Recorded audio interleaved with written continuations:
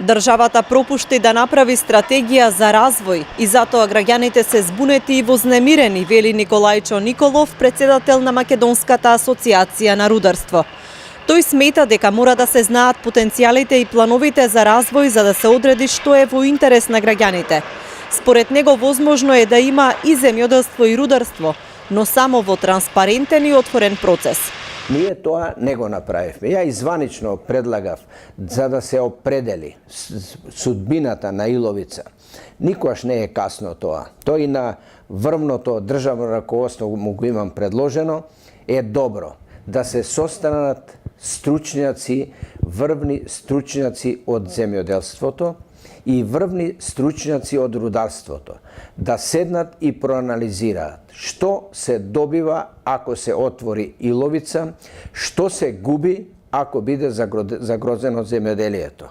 И има ли некоја заедничка точка, можно ли е и да оди тоа. Тоа не се направи и луѓето кои реагираат се потполно во право. Жителите на Иловица и Штука и понатаму се бунтуваат против рудникот за злато и бакар. Сметаат дека ископувањата се штетни за целата околина, а бенефит немаат ниту тие, ниту државата. Јас најодговорно и на сите дискусии кажувам, од нашите населени места, дури од цела Струмичка околија, од 3-40 луѓе повеќе ако има, мојата глава да летне. Луѓето што ќе бидат вработени, ќе бидат од Канада до тука. Они ќе си донесат стручњаци, машинисти, инженери, техничари. Ние тие ги немаме, другари. Во Македонија луѓето идеја по Европа, нели знаете, нели гледате. Кој тука он ќе вработе?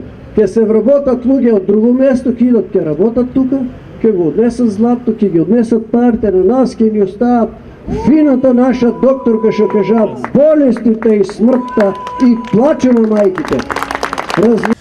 Од граѓанските организации против рудници најавија радикализирање на протестите и отпорот против изградба на рудникот Иловица Штука.